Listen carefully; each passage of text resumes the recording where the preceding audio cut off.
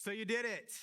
We covered a number of things in these videos. We did 7 videos on hermeneutics, the art and science of Bible interpretation. We talked about what hermeneutics is. We talked about how God used the biblical writers. We talked about choosing the right translation, understanding the story of the Bible, interpreting the Bible properly, and now we want to deliver it in a way that connects with our audience. So here's where I just want to give you some insight into what I do as a preacher. You don't have to do it my way. You could do it however you feel led. But there were some great things that I learned in school and in seminary. So my first preaching teacher was a guy named Francis Chan.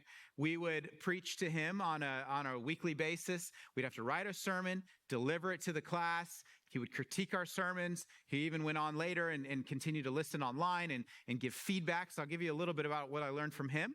Another preacher I learned from was a guy named Bryan Chapell, which he wrote the greatest book on preaching of all. It's about preaching Christ in all of Scripture.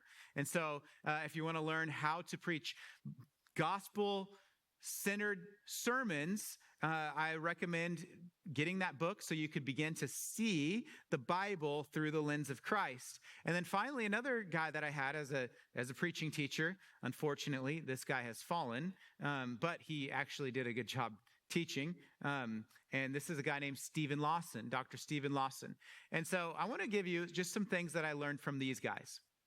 Now, when I go to write a sermon, I'm a manuscript kind of person. And this really started in seminary. I used to use bullet points, and then it was required in seminary that I did manuscript sermons and deliver that to the class and be critiqued by the class. And one reason they had us do this is because they wanted consistency in the length of our presentation. If there's a certain word count that is reliable for a 35-minute sermon, for instance, then you need to try to get to that word count on a regular basis. For me, 2,500 words is a 40-minute message. And so I weekly write a 2,500 word message. Now, before I write that message, I do all the work that we just talked about in all these videos. I make a research document where I take all my commentaries and all my study Bible notes and all my observations. I compile them into a document for that week, which is, I don't even know how many pages. And then I take my favorite things that I've learned and I boil them down into my own language in a way that represents the current time that we are living through today. And so that's how I do it. That's an overview of just the simple process of getting the text into a manuscript, a sermon that can be delivered today. Now, when it comes to delivering a sermon, there are a few things that we need to do, some steps we need to take. The first is obviously starting with deep Bible study.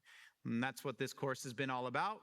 We've been studying the Bible and figuring out how to get to the key themes and the repeated words and the big ideas and the context and the background and using tools like word studies and commentaries and cross-references and all that good stuff. And you could do that through physical copies, or you could do that through programs like Logos, which I prefer.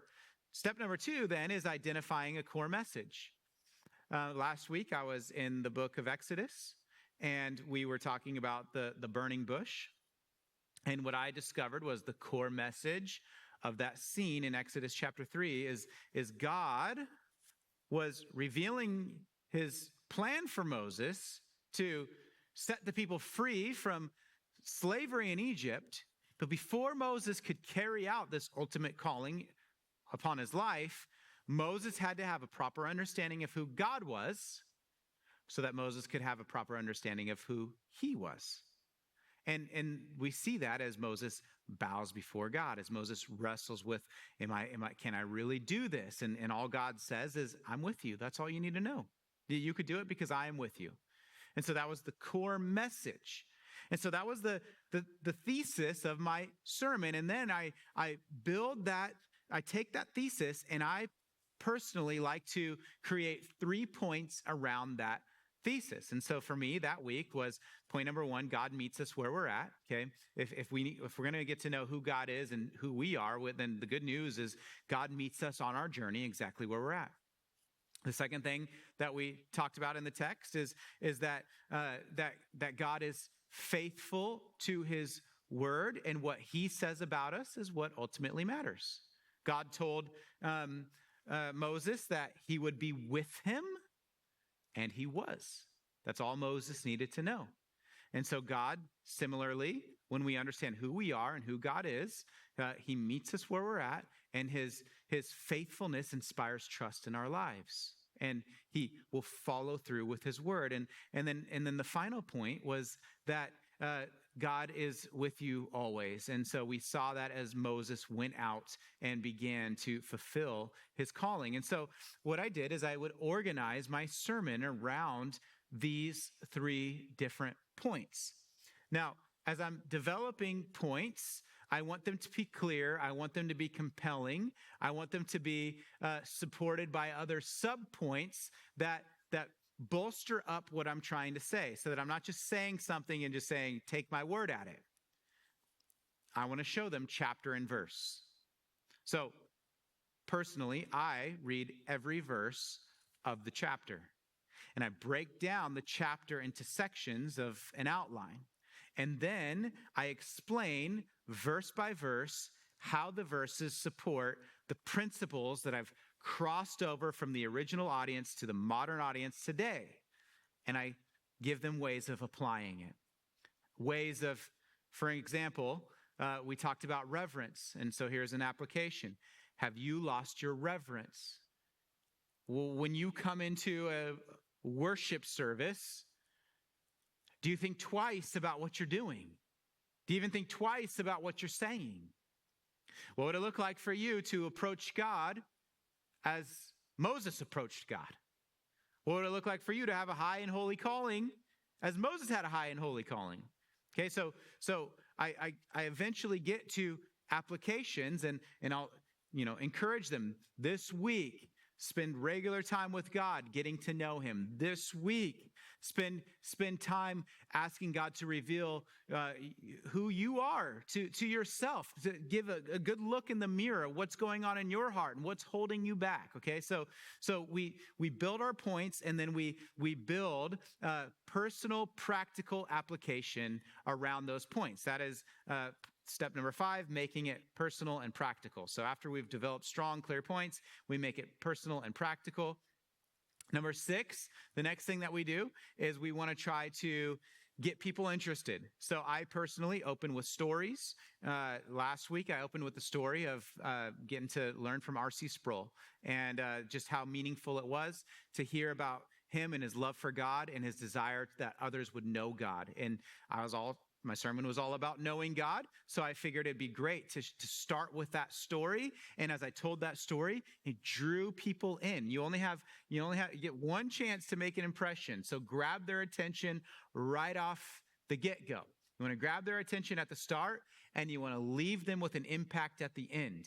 And so I often bookend my sermons with a story or an application, so that people don't leave on a lull, but they leave with something they could do with their lives. And number 7 is I explain, illustrate, apply. When it comes to organizing my sermons, it's very simple. I explain the text, I illustrate the text, and then I apply the text. And in fact, I would probably add one more step.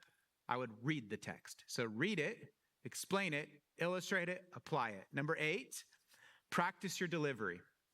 I don't do this very often anymore, but I do get up very early on Sunday mornings, and I go over my notes over and over and over again, so that it's in my mind and in my heart, so that I don't have to be dependent upon the notes in front of me. I could be present with the people of God, and I can deliver it in a way that is meaningful. Now, to get there, I used to have to practice, and so you might need to do that. You working with your voice, evaluating your eye contact, seeing if you're speaking naturally or if it's looking forced. Number 9 is reflect and improve. Here's where you get to invite people that you trust to give you feedback. They heard you, your interpretation skills, your delivery skills, your how you piece things together, your outline, your illustrations. Well, what did they think? Find a trusted person in your life that will give you real, honest feedback. And then finally, step 10 is get them to Jesus. The best sermons always get people to Jesus. Haddon Robinson, a great author of How to Preach Expository Sermons, says that a sermon is a bullet, not a buckshot.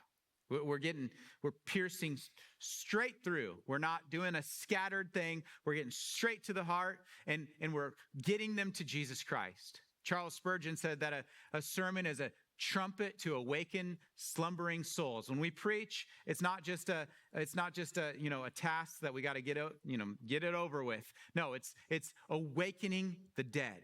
John Stott says that preaching is the transfer not of information, but of transformation into lives. Martin Lloyd-Jones says that a true preacher is someone consumed by the message he has to deliver.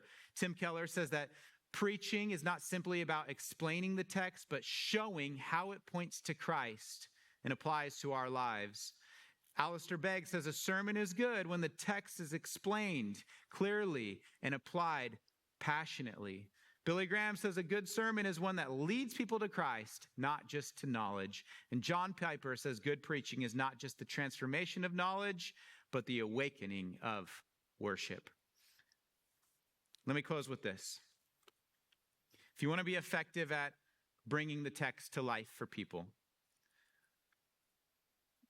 it all comes down to your love for God and your love for the people in the world. Francis Chan used to get us to ask 5 questions before preaching. The first question was, do I even love these people? Does my heart break for them? Do I love them? Will I show up for them? Do I care about them? Do I love them? Number 2, am I relying on my cleverness or on God? Is this a chance for me to just show off my skills and make myself look good? Or is this me depending on the Holy Spirit? Number 3, what if this was my last message? How would that impact what I say and how I say it? Number 4, who am I seeking to please? The audience, the congregation, the Bible study, or God? Is it an audience of many or an audience of one? And finally, do I even believe what I'm teaching? You'd be surprised to see how many people do all the hard work and get all the knowledge, and all they become is bobblehead Christians who know a lot but do very little with it, who know a lot but have no way of sharing it, who know a lot but it never gets down into their hearts and comes out of their hands in the real world today. So be an interpreter who does the hard work of interpreting, the hard work of applying, and the hard work of sharing. And as you do it, you will reap a harvest of souls as people are awakened to the beauty and the glory of the gospel of Jesus Christ. I want to say thanks for joining us for these videos. I hope they're helpful for you. If you have any questions, feel free to reach out. God bless and enjoy.